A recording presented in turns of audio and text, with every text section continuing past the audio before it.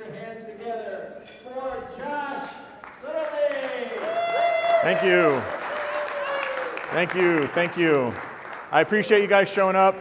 I have, I think, the toughest assignment, which is take a group of people who don't ever sit, go 4 hours into sitting, and then feed them right before my session, and they're going to fall asleep. So if nothing else, I just hope to keep you awake for the next 2 hours, all right? All right. So we're going to talk about patient communication, and that's the goal of this. And I think, Jessica, you coordinated a perfect event. I think communication was definitely a subject of the first speaker, right? How we communicate with those payers matters a lot. It was definitely a point of the last speaker. I thought she did a great job of saying like how we communicate's a big deal to build our business. I want to talk about how we use communication to build trust. I feel very strongly that trust is the currency that we all deal in. If we have high levels of trust, we can do whatever we want. We can get a patient to complete their care plan. We can add in additional services, right? When we refer to a specific, another provider or another service we want them to go to, or maybe even, hey, get your running shoes here, when we make that referral with a high level of trust, they believe it. They believe us. Unfortunately, a lot of times trust doesn't exist because of factors maybe outside our control. Maybe that person has high anxiety about healthcare in general, right? Or maybe they've heard about chiropractors and they're not sure about if they should see a chiropractor, right? Does anybody have people like that in your office? Sure. I hope you all raise your hand because we all have those patients in our office. Yeah. So I want to talk to you about trust. If we get it right, it opens up the world to us. When a patient trusts you, they will be honest in their history. They won't deny things. They'll be honest about their completion of their care. When we have trust, it feels good when we add in additional services, right? Like, hey, this red light therapy, this shockwave, this laser will help you get towards your goal. They love it. Have you guys ever offered those things and the person is like, hey, this is a blatant sales pitch. I don't like it. Yeah? Have we all experienced that as a consumer as well? Yeah. What's the difference? It's really a measure of trust, yeah. And so I want to just focus on that. Now, in my attempt to keep you awake, I think I got about 40 minutes of slides here that you'll pay attention to, and at which point there's going to be some heavy eyelids. There's going to be some very interesting college football scores on your phone, and there's going to be a lot of distractions, at which point we're going to stand up and actually do some of the things I talk about. Because when you say, oh, you should do this, or this is a great thing, everybody's like, oh, yeah, we do that all the time. And then it's like, all right, well, stand up and do it. It's like, whoa, that's a bridge too far. So we're actually going to do it, participate, and I think it'll be a great learning environment. So although it's called Patient Communication Skills for Superior Outcomes, I could also call it How to Eliminate No-Shows and Ensure Care Plan Completion. Why do people no-show your office? Anybody here ever had no-shows? Raise your hand. Okay, those of you who aren't raising your hand probably have ridiculous amounts of shoulder pain, and I'm sorry. That'd be the only reason not to raise your hand. Everybody has no-shows. How many of you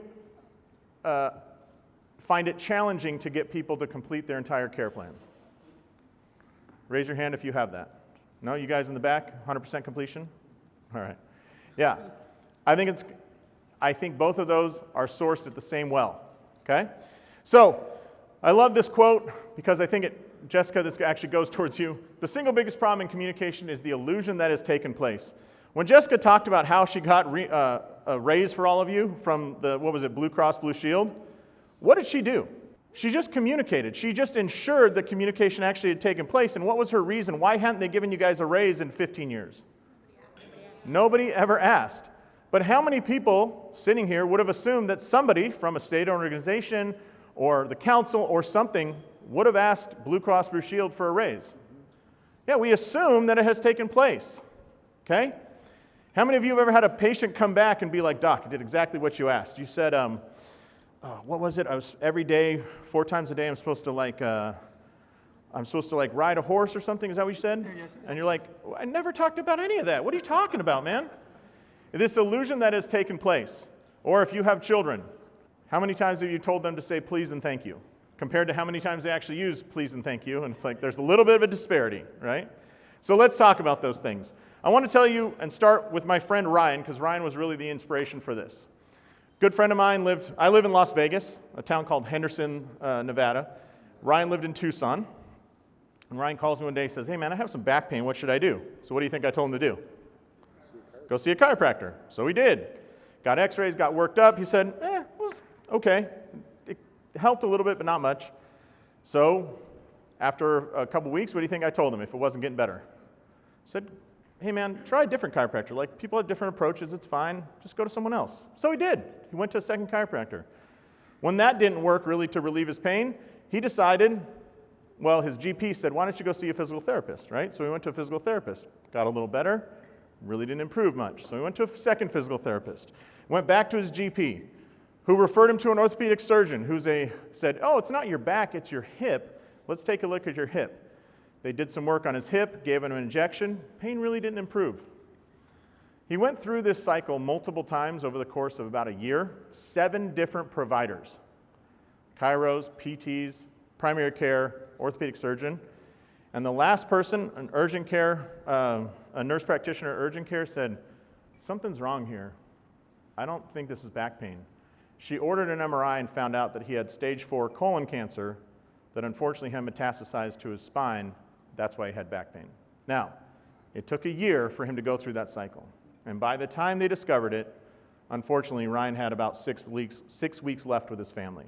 It gutted me. It absolutely gutted me. So one day he calls me in those 6 weeks and says, I've got cancer, right? Not what you want to hear. And certainly I had guilt for like, why didn't I jump in and help you earlier, right? But then he said some things that just stuck with me. He said, I said, how come nobody discovered it, right? He's a very good speaker, really nice guy, and he's going into offices. There's no language barrier. There's no anxiety about healthcare, and yet he still didn't get it across. And I said, Ryan, did you have any signs of like anything? He goes, yeah. Like I told the one lady, I've lost like 23 pounds in the last month, but I mean, it's because I'm taking so much Advil and I just don't have an appetite. I said, anything else? And he said, yeah, I mean, I told the primary care doc, like, there's red blood in my stool, but again, it's the Advil, right? And he said, and yeah, I was a little worried when it just was weird. Like at night, like none of the pain went away, right? Night pain, blood in stool, unexplained weight loss are all signs of what? Cancer. Why did 7 people not pick up on it? 7 skilled providers of all different licenses. So this isn't like blaming a group. I'm just saying nobody did. 45-year-old male, relatively healthy, good speaker. How come nobody picked up on his cancer? Didn't look for it. Why? Because Ryan didn't feel like he needed to tell them, and he said, I didn't want to slow them down. They all seemed busy, so I didn't say it, okay? When he passed away, I was angry. I was sad. I was frustrated. I thought, how the hell did we all fail him? All meaning the entire medical system had failed this person in this moment. And I thought, what the hell happened? Why the hell would he deny red flags? He wants help. He's going to people who want to help. They're trained to listen for those things. Why is that happening? And I realized this simple idea right here. We as healthcare providers have to ask these high-level trust questions. Questions that take a lot of trust for people to answer them honestly, but we must ask those in a low-trust environment. When do you ask about red flags? On the 8th visit? On the 1st visit. Okay, so do you have a good relationship with him, or is this the first time meeting him? First time meeting him. And is it deep into the first visit when you determine this? When do we ask red flag questions? The first couple minutes of our first meeting with this patient. That is a nightmare scenario for communication, right? How much trust do you have with the person at that point? Very little. So can you imagine, let's think socially this doesn't happen except in healthcare. Socially, we work to establish trust before we ask those red flag questions. Has anybody gone on a first date in the last year? First date? Raise your hand if you've gone on a first date. Okay. How about 5 years ago? All right, first date.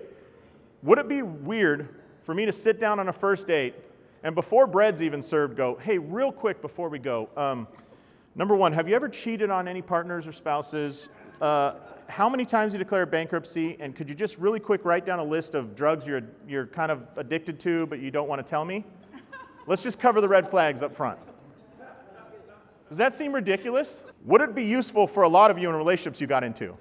Absolutely. You should have covered those red flags up front. Now, in healthcare, we don't have a choice. When do we have to cover red flags? First visit. Because red flags are a pathway chooser, right? No red flags, I'm not going to order an MRI. If he would have come out and said, I have red blood in my stool, recent weight loss, and nighttime pain, how many of you would have ordered an MRI immediately? Like, do not pass go, you are getting one, or I'm throwing myself onto the tracks of despair here. Yes, everybody would have ordered it. The problem is, if we don't have trust, they're not always honest about those questions. How many of you have ever had this experience? Doc, I know on my first visit you asked me if I ever have numbness in my genitals, and I was kind of embarrassed, but actually I have had that for about 3 months. Has anybody had this experience? Or, hey, I didn't want to tell you on the first visit, but I have been peeing blood for a couple months or weeks. Yes? Or something similar. What do you think happened right there? Why are they finally coming forward and telling you, hey, I know you asked that on the first visit, but that's right. I think what just happened is that you have now got over this line. There's an author that calls it the line of super credibility. I can fully trust you and share anything with you, and you won't think it's weird, you're not going to make fun of me, and you're going to use that information. Because every person that said that came into your office intent on getting better. So why would they now just reveal super important information? Why wouldn't they have revealed it earlier on in your relationship? You are still the same doctor they went to. You're still the same license. It's still the same office. Why did they now reveal that information? I think they now trust you enough that they're going to engage in that information. I think that same thing happens. Have you ever got a patient that asks you this? Hey, doc, yeah, I'm going for, you name any medical procedure. I need to find a really good, I got a hangnail. I need a really good hangnail podiatrist. Who do you know? And you're like, I don't know anybody. I don't deal in hangnails. What? What I think is happening is you have now vaulted to the level of you are my trusted advisor, and I'm going to put every healthcare decision through you. Hey, I'm getting plastic surgery. Who do you know? It's like, I don't know anybody. Who do you, like, I'm getting injections. They ask you these weird medical questions like, hey, who should I go to for Botox? Who should I go to for this? What are they really saying? I trust you and your filter, and I just want to pass this through you, right? It's an honor, and you should maintain it. But I think those two things are from the same place. The problem is, do people ask you that on their first visit with you? Very rarely. So let's change that. So I dove into the research when my friend passed away. I want to see all the research on patient communication. So remember that nightmare scenario where you're tired, you've been sitting in a chair for 5 hours, and we just fed you? Now I'm going to get even crazier and talk about research and somehow try and keep you awake, okay? Almost impossible, but I think I can do it. Well, I looked at all the research around patient and doctor communication, and guess what it said? Do you think in the general that healthcare is doing a great job or kind of crappy? Crappy. Why is that? There's no time to listen. Time to listen. High five. What was your name? Donna. Donna? Yeah. Great answer. There's no time, right? Does anybody not have a clock on the wall in their office and they're just like, hey man, we can take this as long as it needs. Let me just kick my feet up. That's just not going to work. So we can't say, okay, well, we'll just talk for 2 hours and find out everything, right? What's the other thing? Why don't you all listen? I mean, all the blame goes to all of us with a license. Why don't you listen? Do you want to listen to your patients? Do you want to listen to your patients? Do you want to listen? I think we all do. Why don't we? Because you're a human being, and you're thinking about the things that just occurred in the last patient, right? Or you found out earlier today you got a big tax bill coming, or your son had to go home sick from school because he's got the flu, so you're thinking about that. Do you have the time to listen to her talk about her back pain? And she goes, it's probably nothing, but I got some red blood in my stool, probably from the Advil, right? Just kind of slips it in there. Don't worry about it. It's not a big deal, okay? So if you're interested afterwards and you're like a research nerd, let me know. I will give you all these citations. We got like 80 of them, but just know that I'm going to kind of combine them all into a talk. But basically, this is the thing I want you to leave with. I took all that information, and if it takes forever to get through it, it's useless. But instead, what we did is we put together a 5-part framework called the patch. If you remember this, I think you will exceed your expectations at patient communication. So the patch, named after the greatest communicator in all of healthcare. Does anybody know who that was? Patch Adams, that's right. All right, the patch is this. Number 1, focus on the patient's goals. Number 2, provide the patient with autonomy. Number 3, T is tailor your communication methods. C stands for communication basics. and H stands for humility or humanize. If you want to improve the communication in your office, just double check that you're doing all 5 of these. Okay? So let's start at the top. Whose goals are important when somebody comes in? Jennifer, the last speaker, Dr. Jennifer, talked about this. Whose goals are important? The patient's. What do we usually focus on as doctors? The doctor's goals, the medical goals, the diagnosis, right? So let me say it differently. What was your name? Jamie. Jamie comes into my office and says, hey, I want to play pickleball. I love playing pickleball. I discovered pickleball. I met a new woman at pickleball, but my back hurts and I can't play pickleball. What does Jamie want to do? Play pickleball.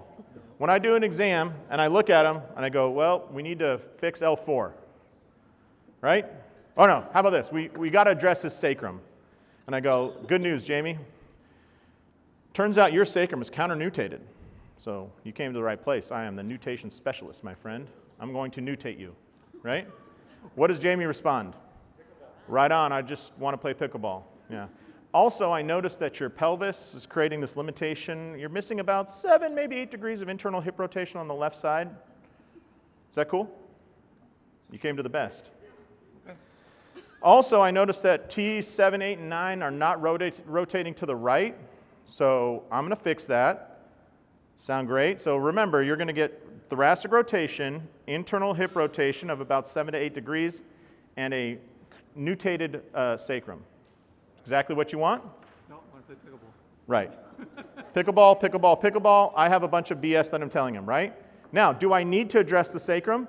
Do I need to get L4 moving? Do I need to address those limitations of the thoracic spine? Yes, that is my goal. But what should I make sure I include in all of my discussions? Pickleball, his goals.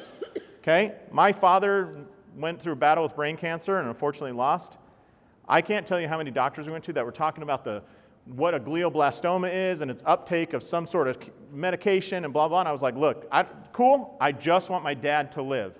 And they're like, good news, the uptake receptor sites of this, blah, blah, blah, across the blood-brain barrier. I'm like, right on, I want my dad to live. No one ever addressed it.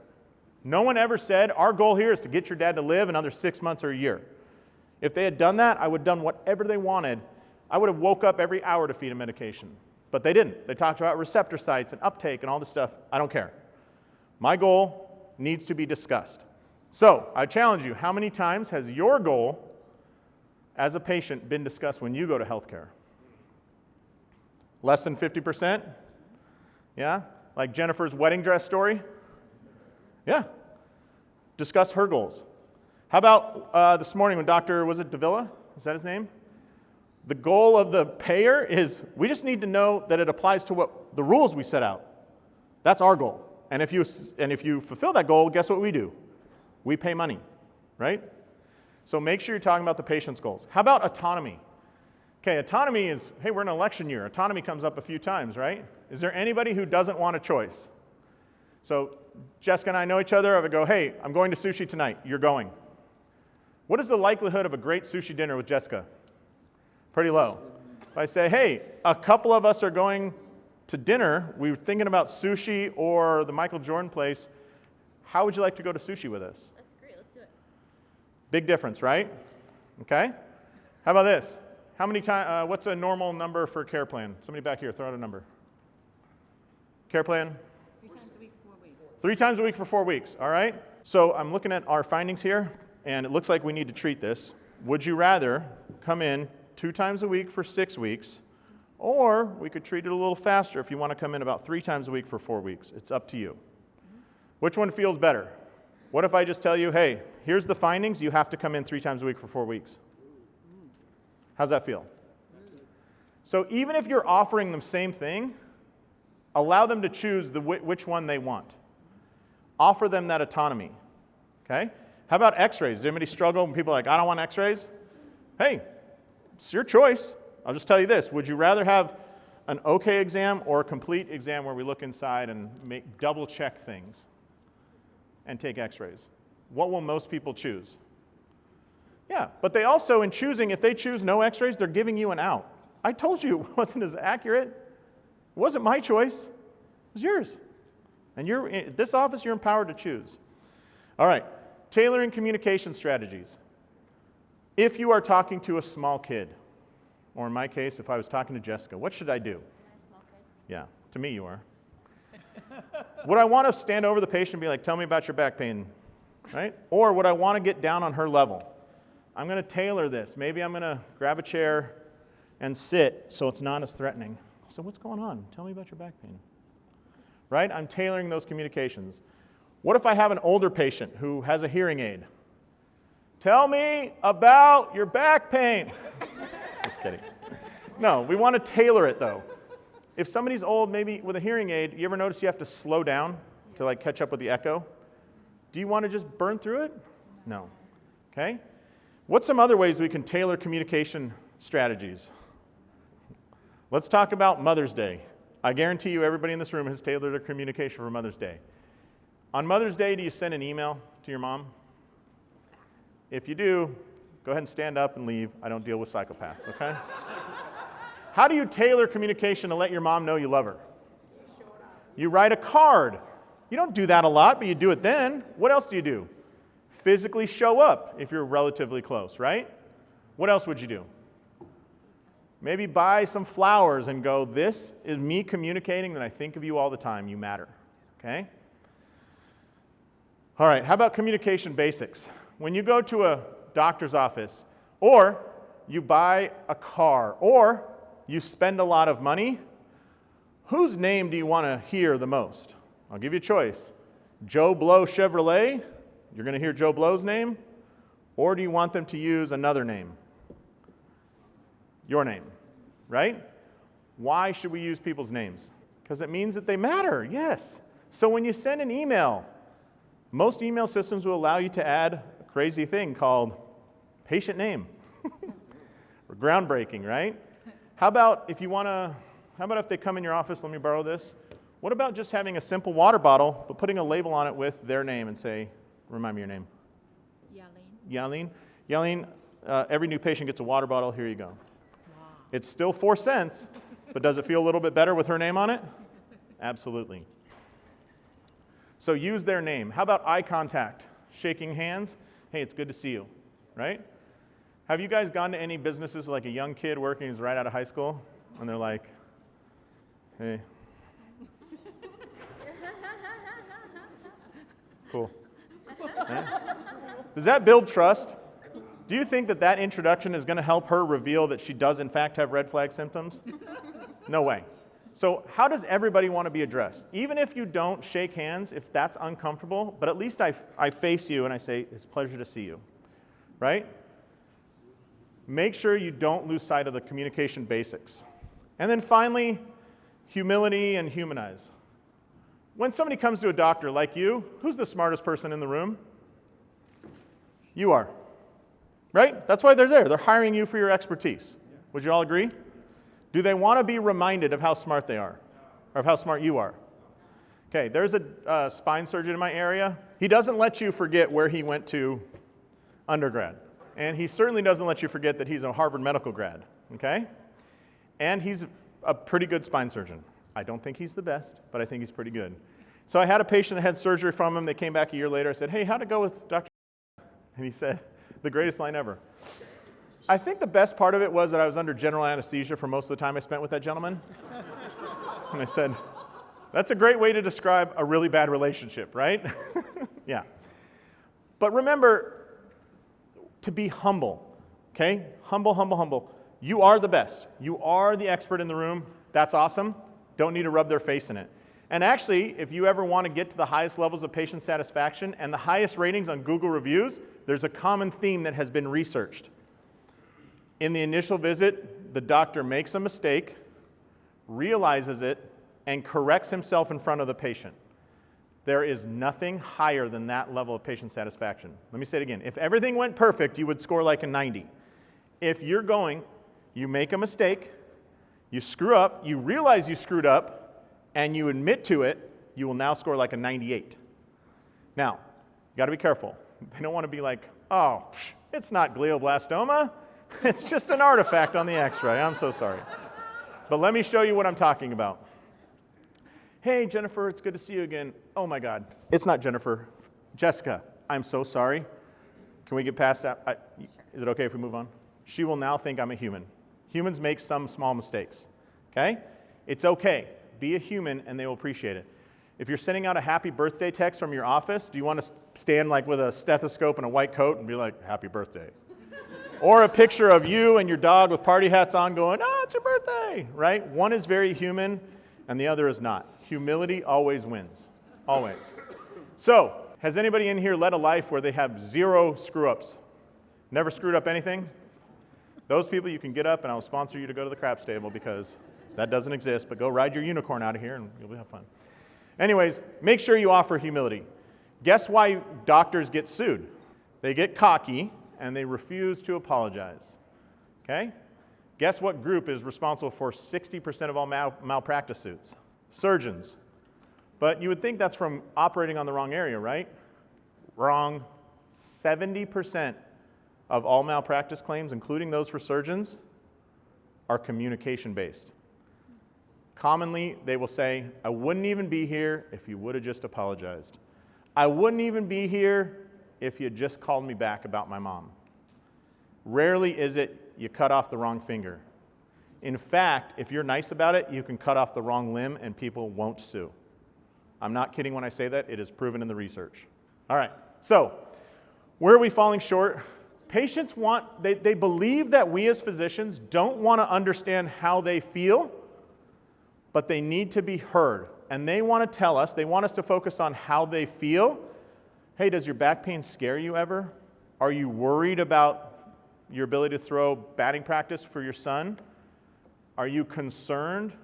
Are you fearful that you won't be able to walk your daughter down the aisle? What's going on? They want us to go after those feelings before we worry about the diagnosis. Does that make sense? Hey, guess what? You probably want to be heard and you want your feelings addressed, right? Any guys in here that are married? Have you ever had the discussion about you're not addressing my feelings? Yes, that line is responsible for a sector of healthcare called couples counseling, okay? Yeah. All right, but patients often feel that they can't talk about it because you're busy. They don't want to go up because I don't want to trouble you with it. I know you got to get to the next patient. It's fine. It's just my back on the right side. It's not a big deal. I mean, it just goes down into my butt, but it's fine. And I do have a little bit of a urinary incontinence just every time I stand up. But besides that, totally cool. I mean, I can't dorsiflex on that side either, or I can't raise my toes up, and I have this slapping foot, but seriously, just adjust me real quick and it's fine. Yeah. And when I was taking a shower, the water did feel weird on that side. I don't know, but I couldn't tell if it was hot or cold. But anyways, it's probably the soap I'm using. Let's go. Right? They get into this spiral in their mind. They are doing it because they think we're too busy. Now, deep down, when you went to chiropractic college and you became a healer, what did you want to do? Help people or have a bunch of people come through your office who feel rushed and get to the next person? No, but when you got your first tax bill, you said, you know what, that rushing thing's not too bad, actually, right? Now, I want to balance that out today, okay? We need to maintain a pace of care. I totally get it. I'm a chiropractor as well. You can't get around that. But at the same regard, people need to feel heard, all right? So let's talk about the numbers. 90% of the time, patients are first seeking support for their emotions. 90% of the time, they want emotional support before they want physical care, okay? 40 to 80% of medical information received by patients is forgotten immediately. So if I tell you 5 things, hey, listen, I want you to drink more water. I want you to get at least 8 hours of sleep. I want you to take a multivitamin every day, fish oil, and what's another thing you guys say? Stretch once a day, right? Patient comes back the next day, says, Doc, I did exactly what you fed. I fed my fish the multivitamin, and I stretched them out every day, like you said, okay? It's immediately forgotten, and that which is remembered incorrectly. It is more likely they will forget or misremember what you give them than it is that they'll remember it correctly, except there's a trick you can use. How about this? Visits of 20 minutes may be required to ensure that patients are effectively involved in their treatment decisions. Raise your hand if you have time for 20-minute visits. Okay, how long do you guys spend on new patient exams, just so I know? New patient exam, how long do you book it out for? Yeah. Half hour, 1 hour, 8 to 12 minutes? 75 minutes? You guys don't see new patients? You're too busy? How long? Half hour, yeah. Okay, 30 minutes is very common in chiropractic. Okay, after that though, it falls, right? Falls a lot. There's a way to make people feel like you spent more time with them. I'm going to go over that today, but why do new patient visits go too long in your office? Why do they go too long? When you listen to all the conversation. You listen to the entire conversation and Yeah. patients going blah, blah, blah, blah, blah? Yep. All right. I think this one's interesting. Patients with good communication with their providers have 19% better adherence. That's across all versions of healthcare, podiatry, surgery, dentistry, optometry. But what does that say to you? If you want to ensure that your patient completes their care plan, AKA adherence, right? What should you make sure you do up front? Establish and communication. Yeah, I think establishing trust through communication is the most important. Whenever somebody doesn't complete their care plan, I would go back and say, did we really feel like we ever got into it with this patient? Did they ever really show us that they trusted us? And I have a feeling you're going to find a lot of no's. Only 7% of emotional communication is conveyed verbally. You can say whatever words you want, doesn't matter. And then physicians with high malpractice claims have 2 times as many problems with communication as those who don't. All right? So when patients are asked, what do you want in their health care? They want to be part of it. They want to make the decisions. They want to give you their version of it. Hey, my back pain is happening because of blank, blank, blank. Okay? They want to tell us why. Now, sometimes they're not right, but they want you to understand the person, not the disease. Hey, this is really important to me because I play pickleball, and so I need to feel good moving around the court. I need to feel good to walk on a beach because my daughter's getting married next year in Cabo San Lucas on the beach. Okay? And then tell the patient what's wrong in plain language. Do they care about the term subluxation? Hate to break it to you, they don't. But those of you who are like, yes, I need to say that, let me say it differently. I'm going to stimulate your mechanoreceptors and I'm going to drive up your ruffinian corpuscles, my man. What do you think? I think that those 2 things to a patient are about the same. Subluxation, ruffinian corpuscles, mechanoreceptors. What are we saying here? The joint doesn't move. It's not doing what it should. I want to get it there. Cool, I understand that. It doesn't move, so I'm going to move it. Okay, cool. Hey, it's not aligned, so I'm going to align it. Cool, right? It's out of place, I'm going to put it in place. Cool, we all understand that. But when we start getting deep into like how it occurred or whatever, they glaze over. Now it's important that you understand how it occurred and you understand why this is such a big deal, but I think we should work on plain language. Then seek common ground and partnership. Jamie, to get back to pickleball, you're going to stretch, right? And you're going to come in and I'm going to do my work on you. Sound good? The more you come in, quicker you get better. Agreement?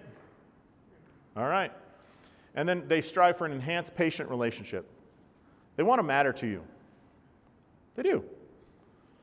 Think about your dentist. How many of you have a dentist that really works to establish a good relationship? Like birthday card or message, calls you warmly, their staff is really warm? No? I see some shaking heads. All right, cool. No? How many of you have had a really good relationship with any medical provider? You mind sharing who it was or what it was about? Anyone? Your PC, like your primary care provider? Okay. Anything that really strikes at you?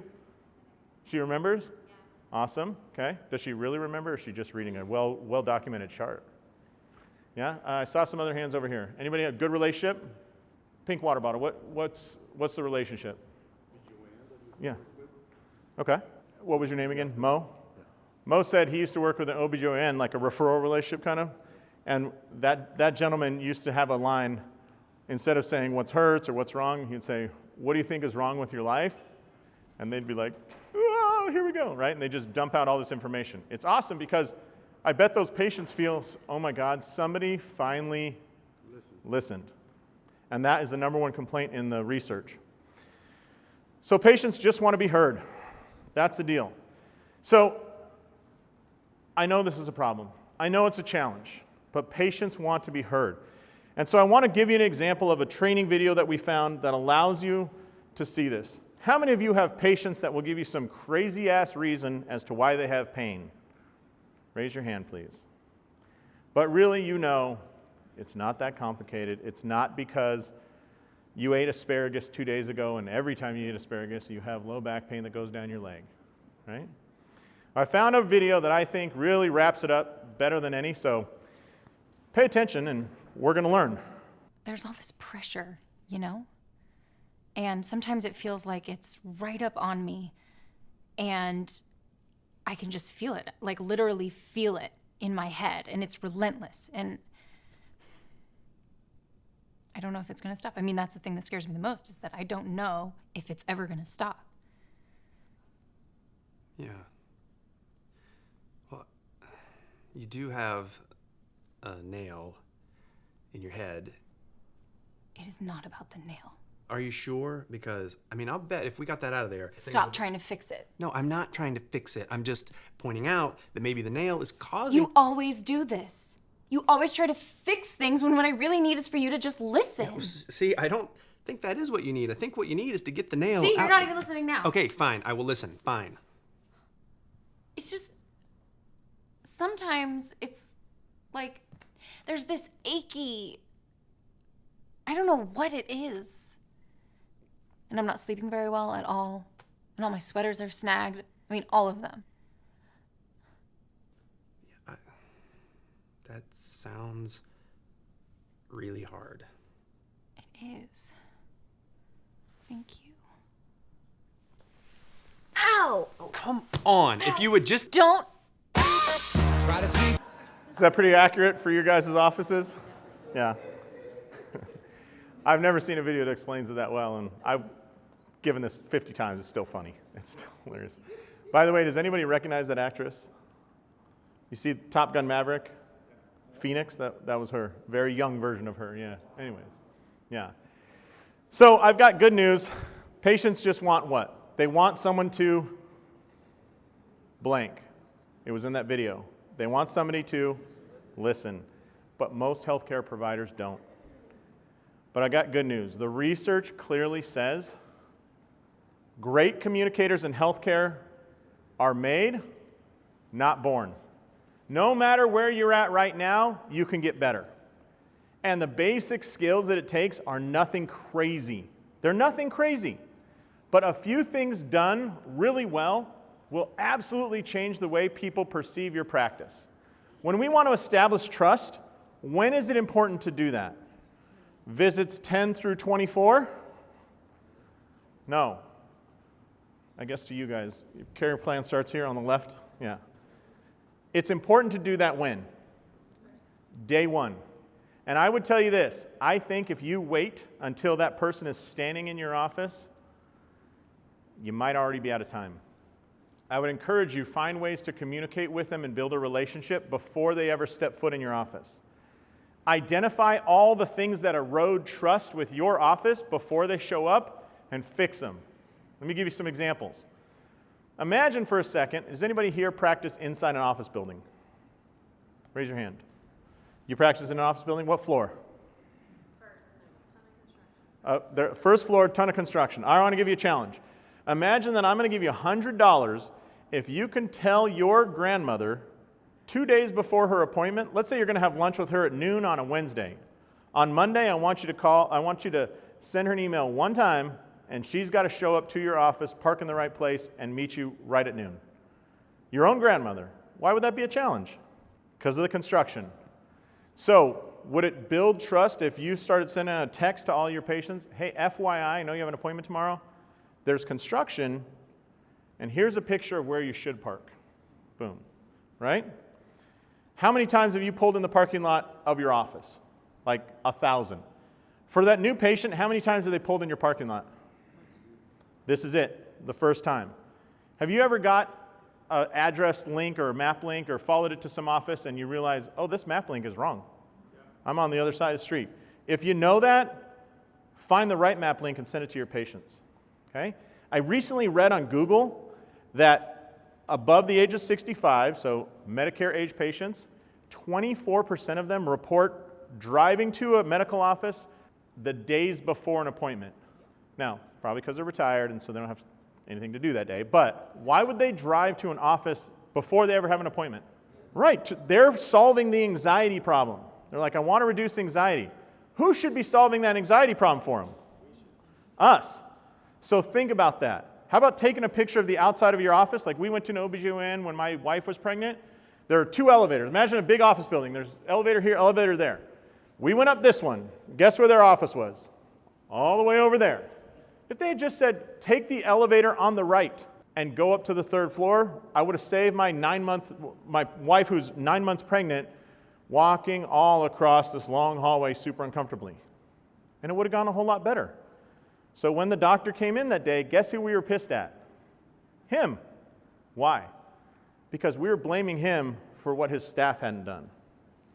But if you can work to address those things, do it before the person ever shows up. So that takes some systems, and that's kind of like the software that we sell is what does that. Okay, it's like build that relationship before they step foot in your office. But any way you want to do that, it goes better. Even if you call them and say, hey, just in the last few weeks there's been some construction, so look for the green roof and that's where you park. Okay? Or if you have a place that's really hard to see from the street, take a freaking picture from the street.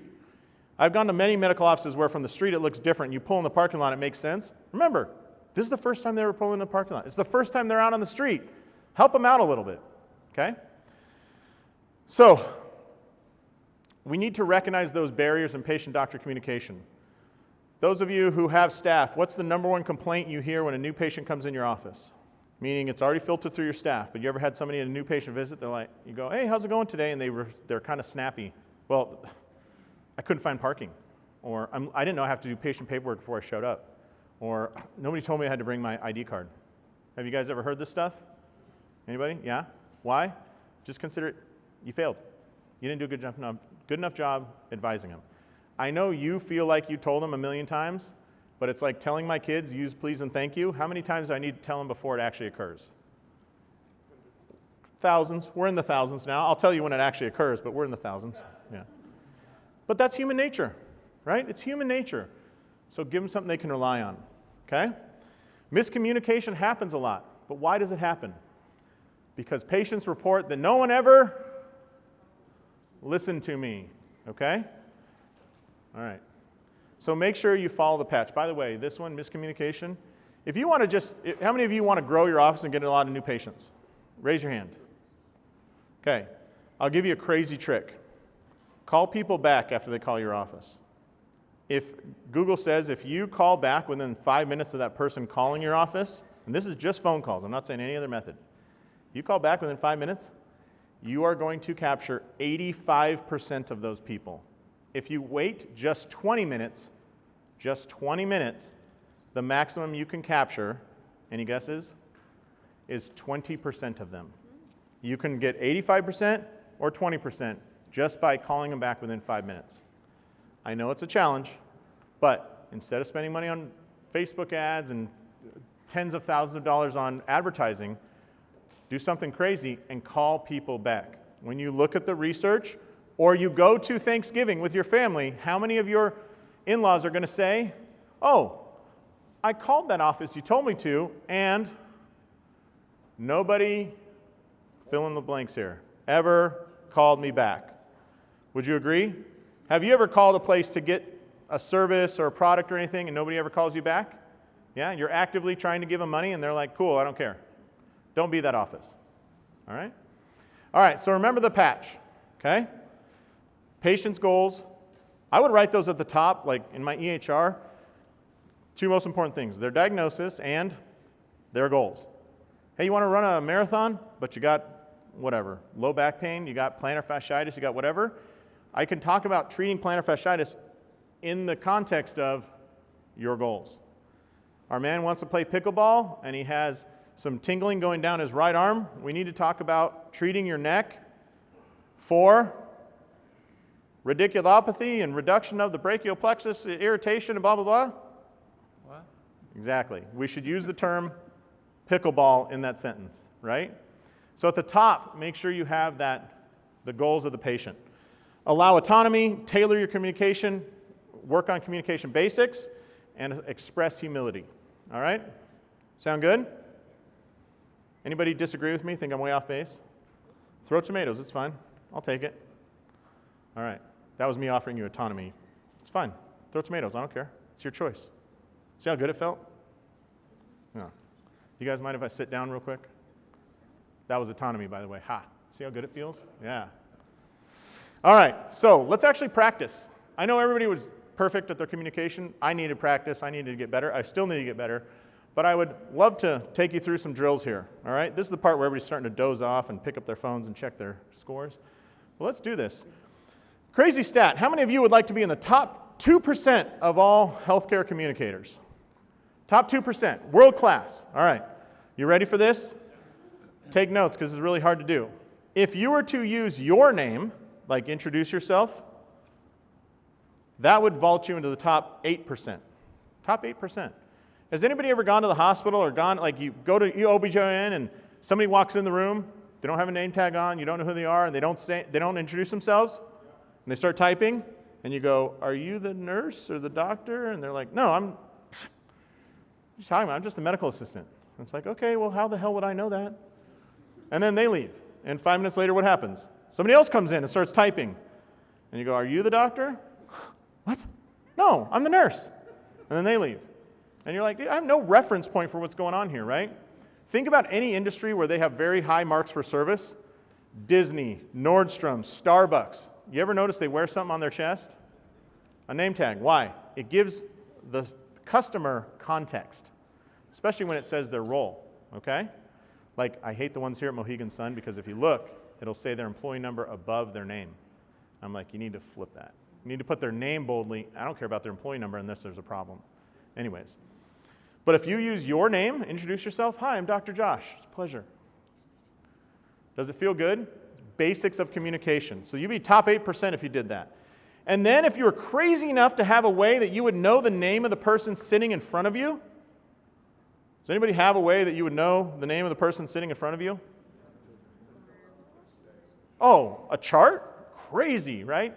If you use their name, you would vault to the top 2%, okay? 11%, this is actually wrong. 8% use the doctor introduces themselves, 8%. Less than 10% introduce themselves, and 11% use the patient's name. Combine the two, you'd be in the top 2%. Ready for this?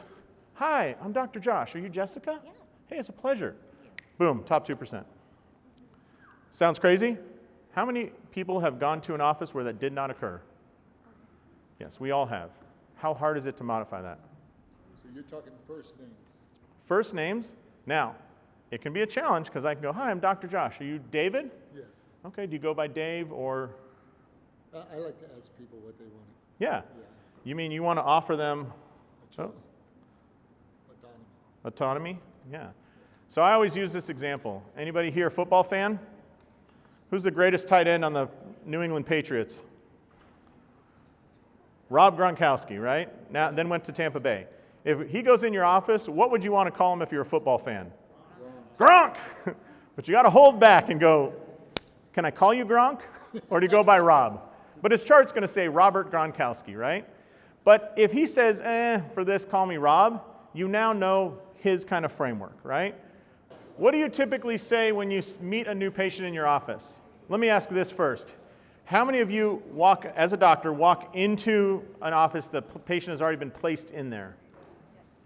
Raise your hand. How many of you walk into the waiting room and grab the new patient, hey, and they come back? Yeah? Okay. I want you to realize, too, it may feel a little different if you're walking up to that patient that's already seated, okay? Especially grab that like you're reading a magazine or your phone or something, right? Now I got to be like, hey, how's it going? I'm Dr. Josh. What was your name? David. David, it's a pleasure to see you.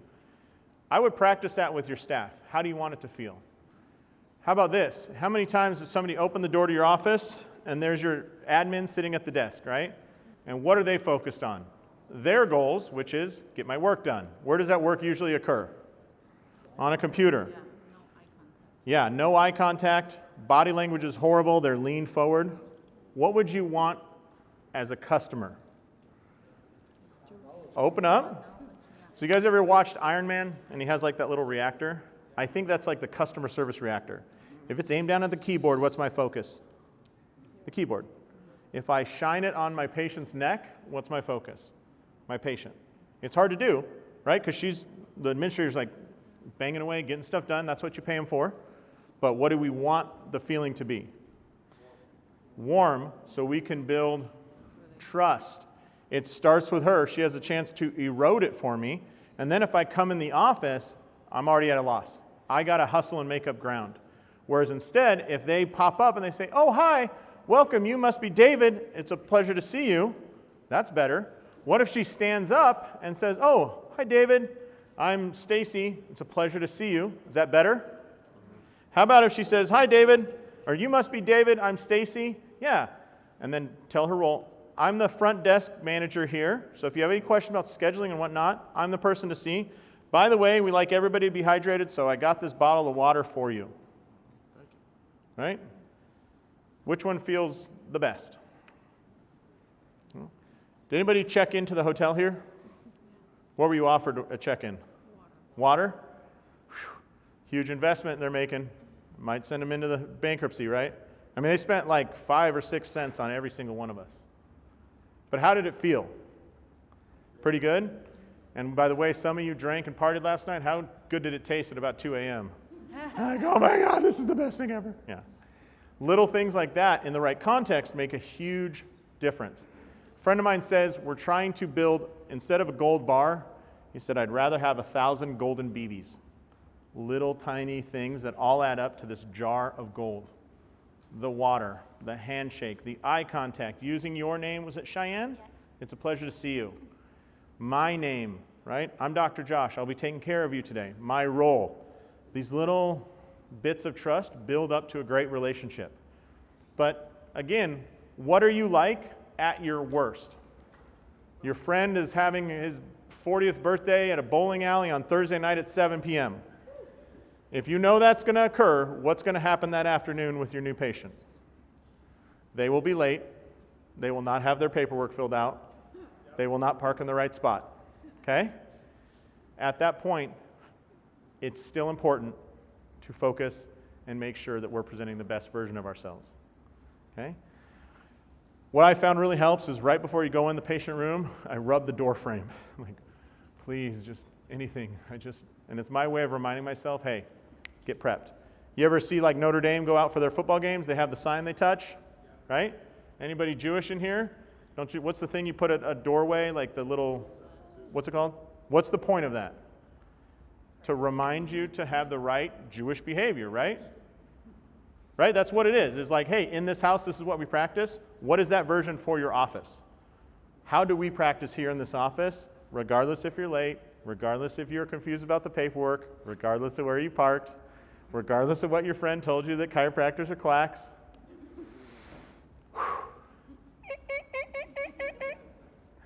We're going to go in that room the same way. Okay? It's hard. It is a challenge. But remember, great communicators are made, not born. Nobody's born with these skills, and everybody can get better. Now, if you have a lot of empathy, that's awesome, but it's not all of it, okay? So, all right. So, that covers nonverbal communication. Now, going to the patch. What did the P stand for? Does anybody remember? We should focus on what? Patient's goals, okay?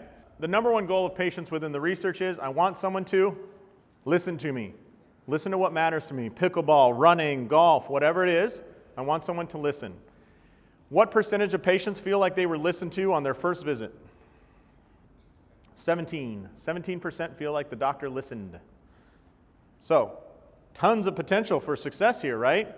Remember, you're going to introduce yourself and use their name and use your name. You're already in the top 2%. But let's try and see if we can get to the top 1%, okay? So here was an interesting study that I thought I'd share with you. It's called Spontaneous Talking Time During the Initial Visit. If we let patients talk, if I just ask, tell me what's going on, and I just reassure them and let them talk as long as I want, how long will they talk for? Forever? Give me a number. 10 minutes, 30 minutes, an hour? What do you think? Yeah? 92 seconds. 92 seconds. They don't even make it to the second minute. Well, that's interesting, because that's not my experience. I feel like they talk and talk and talk. But now that I think about it, I feel like my mother-in-law talks and talks and talks. Why would she talk and talk and talk? Why do my patients talk and talk and talk? They don't think they're listening. So the solution to that is, I'll just repeat myself. How many times has your mother-in-law or your new patient told you the same damn story 7 times in a row? Why is that happening? So when this study came out, they're like, there's no way that's accurate. 92 seconds, and then we're talking diabetes clinics, allergists, chiropractors, physical therapists, OBGYNs, like a lot of those, you talk about a lot of what's affecting you, right? So a second group of researchers came in and they said, that's interesting. How long does it take for a physician to interrupt a patient? How long do you think it takes us to interrupt our patient? 12 seconds. You're right, 11 seconds. Now, it's done with the greatest of intentions, okay? So what was your name? Kevin. Kevin, let me show you guys how this looks. It doesn't look like, shut up, Kevin, stop talking, right? Kevin, let's pretend you have low back pain. Kevin, I understand you have low back pain. What's going on? Oh, it's been killing me for like a week. Keep going. That's all. It's not too bad. Okay, Kevin, My wife's come on. gonna have to come in. We're in a thing. Keep talking about it. Went down my leg one day, but Okay, would you say it's more achy or numb? As soon as I ask him to correct, is it achy or numb, I've now stopped the conversation and I'm directing it. I'm not letting him get his information out. What if he was about to tell me that he injured it playing pickleball? He doesn't have that choice. So I do this achy, numb, okay, when was the onset, OPPPQRS2, and at the end of it he goes, man, I never told him about pickleball. So anyways, it hurt. My wife was telling me I should come in. He starts from the beginning and goes back again. And I perceive that to mean he's talking forever. But really, he never finished. I cut him off. Does that make sense? It's done with the best of intentions, but we cut him off. If you want somebody to feel like they were heard, do you want to direct the conversation? Let them free flow. Let them dump it out, okay? Cool? I gave this talk at Parker, Las Vegas last year, and I had a really interesting experience. We'll get to the questions in a second. A guy came up and he said, you know what's weird? He's like, I referee high school baseball, or umpire, and he said, and man, over the last few years, it's just been getting crazy. We can't get any refs or umps because parents are just cussing them out. They're getting in physical fights or chasing them in the parking lot, right? And the coaches sometimes will throw a punch mid-game. And he said, we just did this big national training, and they said when you go, when you see the coach meet with the umpire, and he's like, ah, blah, blah, blah, blah, blah. They taught us, just listen to him for 90 seconds. And what often happens is somewhere between 1 minute and 90 seconds, the coach goes second lap around. You don't understand, he wasn't out, he wasn't. And at that point, your response is, Coach, I listened to you, and I'm telling you, here's my ruling. And what he said is, since they've instituted that, not a single punch has been thrown. They'll still be angry, they'll still argue, but why were they throwing punches? Because when you feel like you weren't heard, you're like, I'll make you hear me. I'll make you hear this fist, right? How many of you have had a similar experience? All you wanted to be was heard, right? You call some customer service line and they're not even listening to you. They're telling you some BS. Have you unplugged it and plugged it back in? You're like, dude, you're not listening to what I'm saying. The box is on fire. I'm like, right, but have you turned it off? It's like, it is in flames in my living room. No one listens, and when you aren't heard, what happens to us emotionally? Extremes, right? Extreme anger. You're not going to listen to me? Okay. What do you think a common cause of divorce is? You're not going to listen to me? I'm going to leave. And it happens, right? Listening is so powerful, such a huge transfer of emotion, and if we can harness that early on, what do you think the likelihood is of the accuracy of those red flag questions after that 2 minutes? So when you go, I appreciate everything you just said. Hey, I know this is tough to talk about. Do you ever get some incontinence or pee your pants from the back pain? They go, yeah, that happens sometimes. Cool, we need an MRI. Okay? All right, questions. This one was first, and then I'll go to you. Go ahead. Yeah, great question. Can you take notes during that time, or will they lose it? Yes, and in fact, the healthcare research says that's active listening for a provider is physically writing. The same perception is not held with typing keys. If you're typing, it switches to inactive listening. So I would actually write on a clipboard your big notes and go back to them, but don't cut them off at that moment. Great pickup. Yes. Other question. I think anytime you say, I'm the priority, meaning I want to make sure I don't listen, you've now broken the whole point of it. We'll just let them spill it.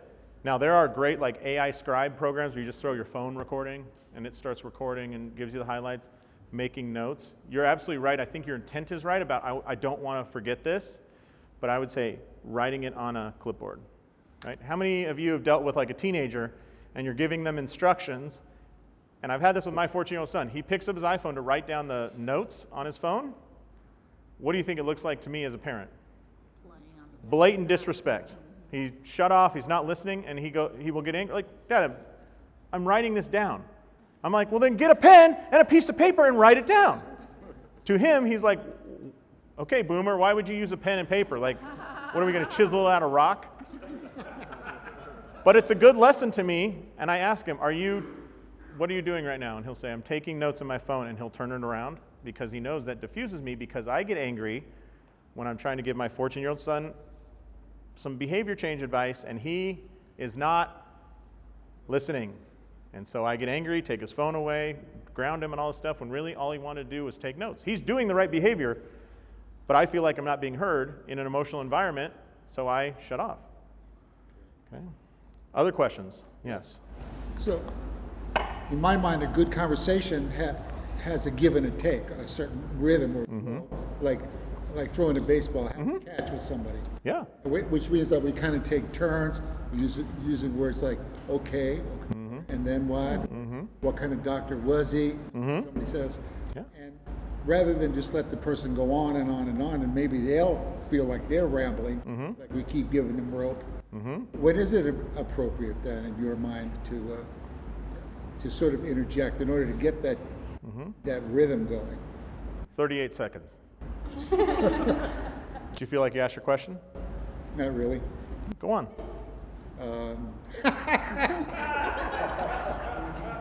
I guess it's not so much about when, we've got to sort of feel it. Right? Yeah, okay. I'm done. 49, 50. All that I want is let him get his energy out, let him ask, and then I can jump in. Let the patient get their energy out, and it's not always going to last 92 seconds. How many of you felt like you were done around a minute? Well, But at least you were heard. And you can say, okay, I listened to you. Is it okay, offering autonomy, is it okay if I ask some questions about some of this stuff? Yeah. You use the word tingling. What do you mean by that? Not, what do I mean by that? What do you mean by that? It's like bugs crawling on my skin, or it's, I can't feel this, or you know when you fall asleep on your arm, it's like that? Let her explain it, get it out, and then I can ask the very medical questions. But that may happen at 1 minute. For people that haven't been listened to for a long time, I mean, there's research. If you have an autoimmune disease, what do you think the average time it is until an accurate diagnosis of an autoimmune disease? I'm saying the average time, length of time before you get an accurate diagnosis of an autoimmune disease. 2 years? 6 months, what'd you say? 6 practitioners. 6 practitioners? You are pretty close to correct. 7 years, 7.2 years is the average. So think about a bell curve. That means there are some people that took 12 years, and some got it 1. Now, how do autoimmune diseases start? Man, I'm just not feeling myself. There's something wrong. And they go and they use the line that kills medical. I know my body, right? And I know I don't feel right. Most medical doctors hear that and think, this person's crazy. They need to go to a psychologist. And so they write, this lady be crazy, psycho referral, right? But they don't get heard. So if that person walks in, you may go for 2.5, 3 minutes. But if you let somebody go and you truly listen and encourage them, and it goes past 3 minutes, call me, show me video evidence, and I will fly out and take you to dinner. It ain't going to happen. It just isn't. It just doesn't happen when you finally listen. How many of you have ever had a relationship where you felt the other person didn't listen to you? Raise your hand. Yeah? One dude in the back's raising their hand. Come on. Let's be honest with everybody. Yeah. And when somebody finally listens, what happens to your emotional state? Thank you. Right? Now, do you need to ask questions? Absolutely. But this idea, if we ask questions too early, the problem is how reliable do the answers become? Less and less reliable. And in that world, do you guys remember from research and statistics, what's a false positive? What's a false positive in medicine? It's where I diagnose somebody with a condition and really they didn't have it, right? So blood pressure, but turns out you rode your bike here and so it was elevated. Okay, not a big deal. What is a false negative? You have a disease and I tell you you don't. What happens down that road? That happened to my friend Ryan. People die. Okay? So here's an easy way to think about it. False positives, they're billing issues. I overcharged you, I ran too many tests or whatever. False negatives, kill people. When we don't listen, we produce one of those. Which one do we produce? False negatives. I ask you about incontinence and you deny it, therefore I never order the MRI, therefore the cancer keeps growing. Understand the weight of the issue here? So all we're going to do is listen. That's it. Now with that, are there ways to improve the situation besides that in your office? If she's my new patient and I go, hey, I'm Dr. Josh. What was the name again? Yelling. Yaleen, it's a pleasure to see you. You mind if I sit? Sure. Okay. Hand me your notebook. So, I understand you have some low back pain. What's going on? It's been bothering me for like a month. Mm. And then if I sit, that just start hurting. And then wake up, feel more achy around the lower back. That's got to be frustrating. Yeah. Yeah? And then there are times we travel down to the leg. Okay. I'm going to cut you off early for this class, but yeah. But I think dragging the chair up is better than standing. I think I would actually go through the act of moving the chair physically in your office, even if it's in the wrong place when you start out, because it looks like you're putting effort into it, right? It's like women often say, it's not that I want you to bring me flowers, I want you to want to bring me flowers. Right? Same with patients. They don't need you to put in effort, they just want you to act like you want to put in effort, right? And listen to them, and listen. Any other, what I would love to go, what have you learned so far? What feedback do you have based on this? And remember, we also did the introduction with the emotion. I'll tell you my feedback.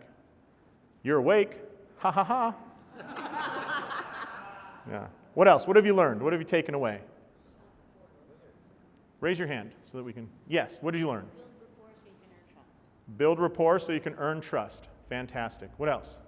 Shut up and listen. Great takeaway. Do you remember I put up a stat and it said 20-minute visits are maybe necessary to build a relationship? Why do you think people want that 20-minute visit? Let's say I spend 15 minutes in your office. The time we're spending together, what is most of that time doing? Like, what are you doing during that time? Most of your visits, I think you're adjusting, asking them to roll over, move here, go over there. I'm directing traffic, but we're not having a relationship. Like, you're in the same room as me, but I'm dictating what you need to do. Hey, can you roll over onto the other side? Hey, flip over here, put your head here. Actually, lay face down. Let me change the face paper. Is there any, like, if you were on a date with somebody, would you be like, hey, let's set these chairs up real quick and let's mow the lawn and then we'll do that wouldn't work, right? We do that with our patients. And we think, oh man, I spent 15 minutes treating her. You did, but you didn't really spend 15 minutes building a relationship, right? So spending that 2 minutes on the front end, I think gives them the perception of a lengthy relationship, when really, if you cut it down to 15 minutes, but you spent the first 2 listening, I think you have a lot of possibility there, right? Question in the back, or comment? Right, he said, until you listen and validate their concerns, okay, exactly what the research says, right? They want to be heard and feel like you care about them, then you can't move on to exercises, advice, nutritional this, instructions, all that. Because why the hell would they listen to you? You didn't do that for them. They're like, let me get this straight. You burned through a bunch of questions on the front end, now you want me to listen to you? You're out of your mind, right? So training them to listen actually gives that behavior. Yes, great question. Yeah, so she asked, what about those people who come in and they're super short with their words? They talk for 20 seconds and they're like, all right, let's go, right? Yeah. What else? What else? I think at least you have shown them, hey, I started, I tried. Those aren't the ones you need to worry about. Those people aren't reporting I wasn't listened to. They just don't value that, right? But it's like patients that, some patients are like, well, you didn't give me any exercises. I'm like, I didn't know you wanted them, right? Or most people don't want them. The people that want exercises value them very highly. The people that want education value it very highly. The people that want to be listened to value it very, very highly. And in that state, if you do a really good job of like, hey, we're doing some construction, park here, your staff calls, hey, I know you're coming in tomorrow. Listen, the Google Maps link, it actually will probably lead you across the street. We're in the big red building on the corner, not the green one. Cool, we look forward to seeing you. Person walks in, you stand up. David, you must be David. Hey, I'm Josh, I'm the front desk manager. It's a pleasure to see you. Hey, listen, here's the water. You get into that visit, I don't think they need you to listen for 2 minutes because everybody along the way cared and built trust. But if you don't, offer the 2 minutes. But what I wanted to show was it's a max of 2 minutes, right? You think anybody's going to go over that in your office? Right. But every once in a while, you get somebody to ride it out for the full 2. Other takeaways? He said he likes the concept of slow down to speed up. I think it's the slow is smooth and smooth is fast. As soon as you get choppy in that new patient visit, so what's going on? So it's a little back pain? Okay, achy or numb? Okay, right or left side? Cool. And how long has it been around? Okay, listen, is it achy or numb? Like, they're like, well, I don't know what question, and you're like getting frustrated, like, achy or numb, lady? Achy or numb? Right? We get into that because we're trying to burn through. We're thinking about that last patient. We're thinking about our next patient. We want to go to our buddy's, 40th birthday. And that's right. I think like, okay, let me step back. Go into this one like I go into everyone. I care about this person. I'm going to give them 2 minutes. Yeah. Mo? The question is, short ones, easy. The ones that, ride it out for 2 minutes, okay. What about the lady that has an autoimmune condition and she's sure that her dog speaks to her at night and she's got a stack of films this high and medical records on a wagon that she drags with her? What do you do then? I think it's okay to set the rules and say, Mo, I'm Dr. Josh. It's pleasure to see you. Hey, listen, I know there's a lot to talk about. I'm going to give you 2 minutes to tell me everything you got, okay? And at the end of that, I might start needing to ask some questions and clarify, but it's really important to me that I listen to you right away. So what's going on? I'll bet you dinner, if you want to fly out to Vegas and take me to dinner when I win this bet, I'll bet you dinner that she will either start crying or around the 2 or 3 minute mark, she's going to be like, that's really it.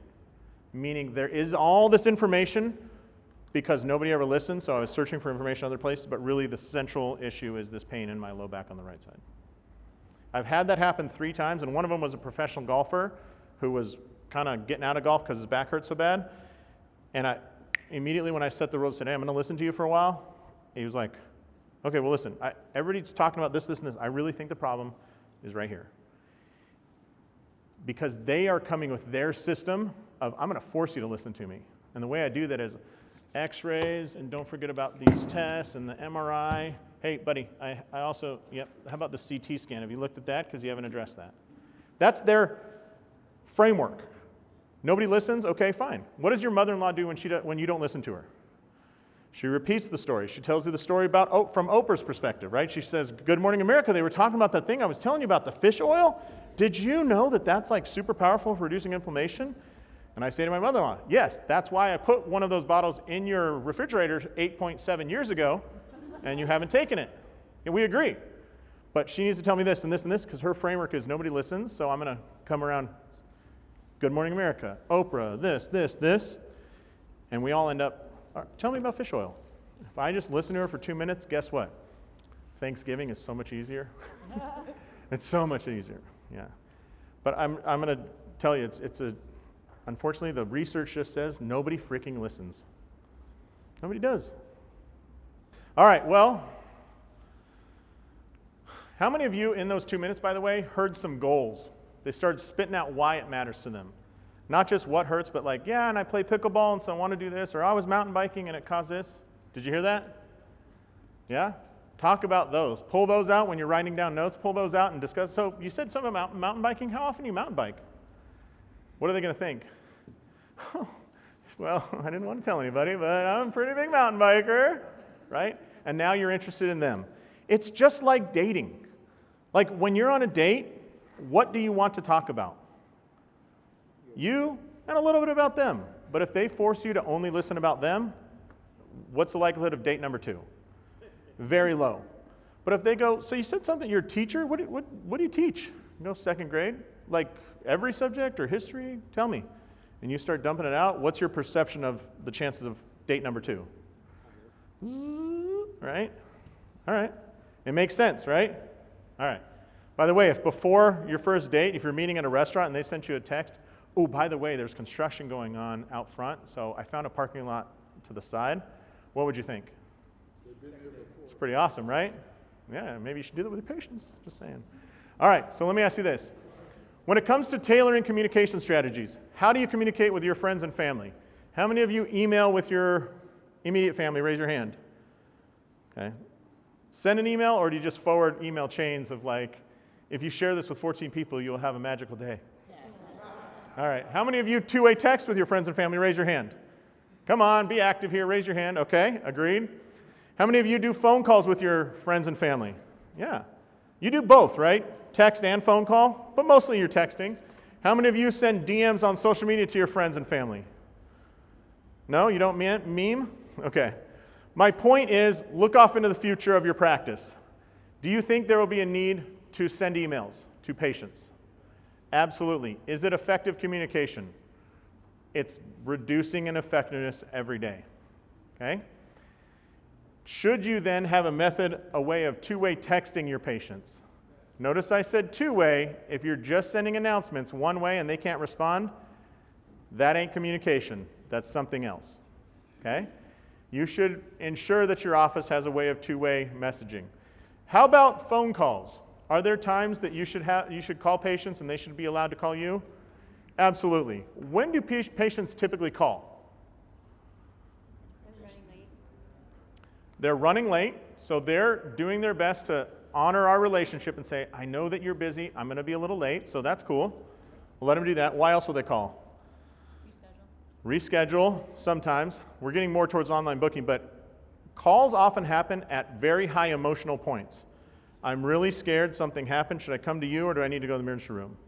Hey, my brother-in-law is really hurting. Do you think you could see him today? Right? I will tell you about 60% of your phone calls, I would guess, result in new patients. I got a question real quick. Do you treat people with shoulder pain? I know you're a chiropractor. And you go, yes, we do it all the time. If you analyze your phone calls, a lot of them are potential new patients. So answer your frickin' phone, okay? There are also opportunities to build that relationship with your patients, okay? But I want to talk real quick about DMs on socials. How many of you have ever dated online? Done online dating? Okay. What age group mostly dates online? The under 25 group?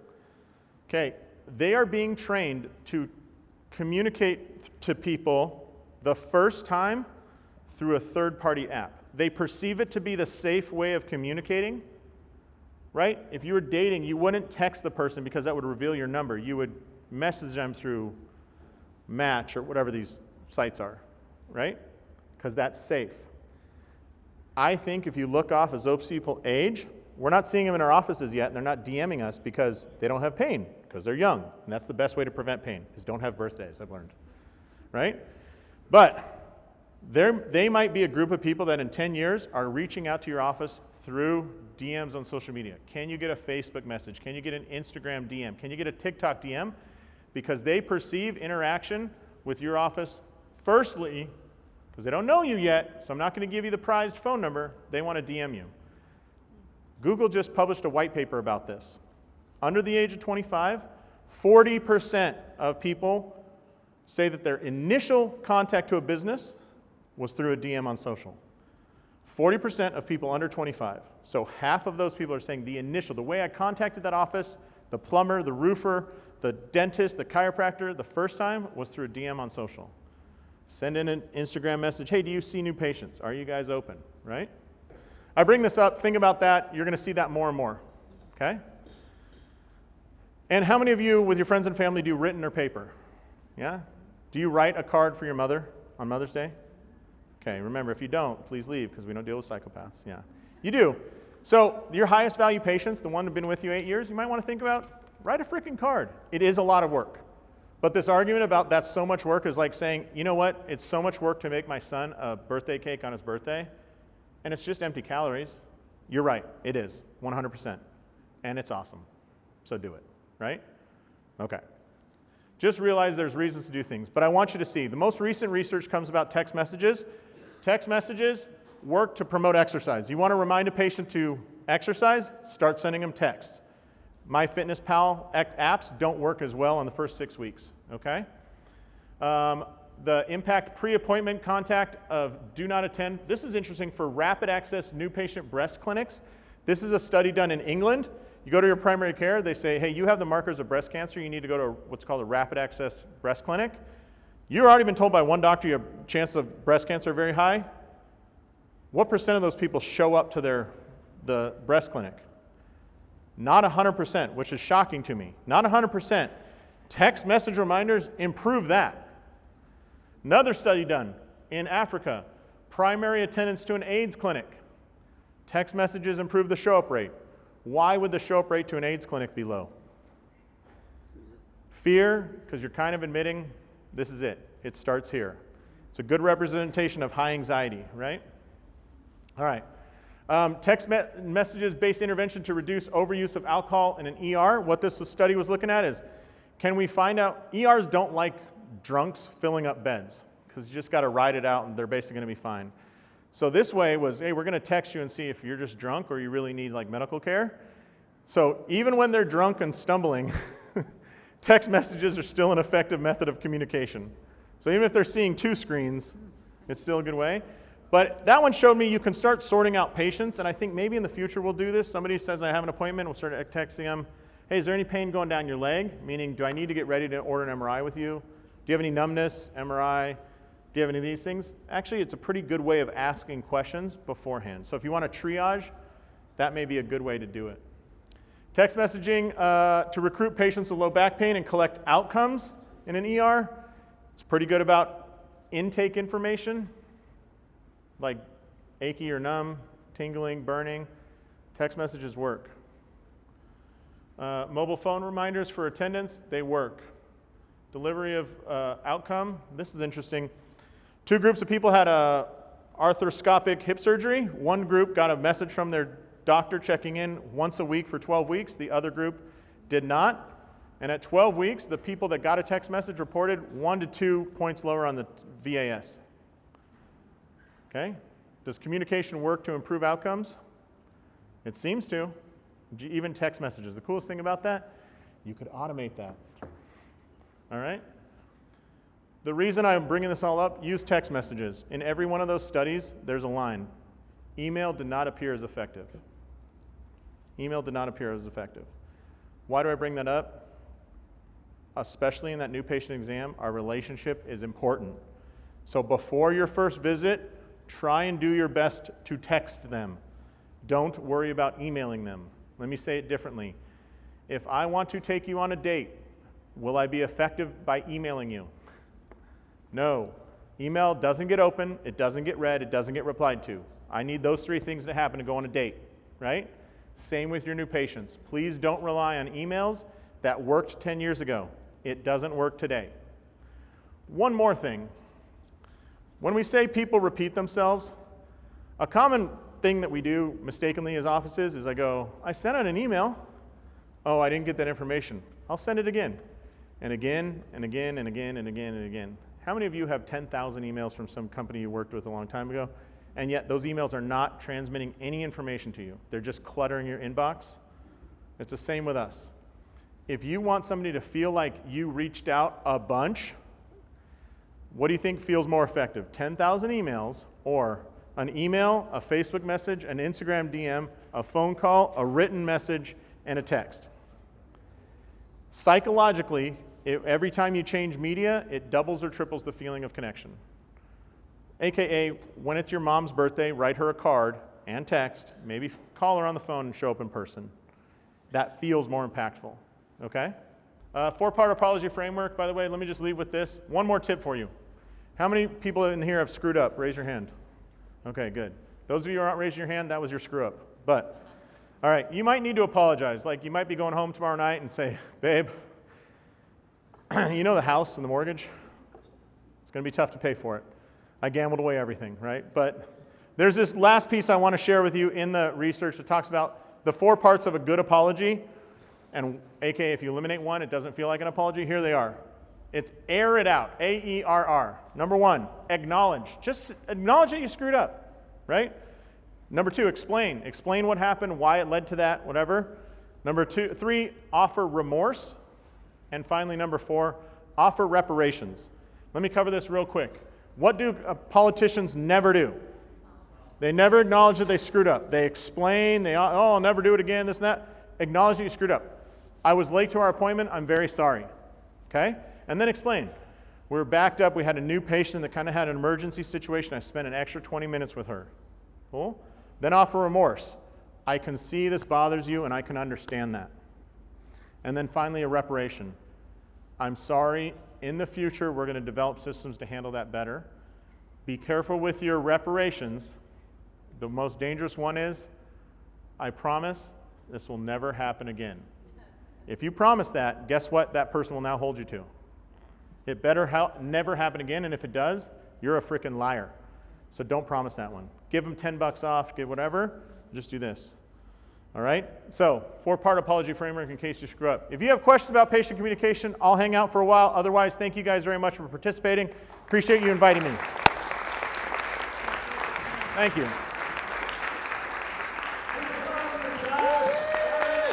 Thank you so much. That was a Appreciate it. pleasure. Thank you. Thank you. Yeah. Thank you so much. Excellent. Thank you.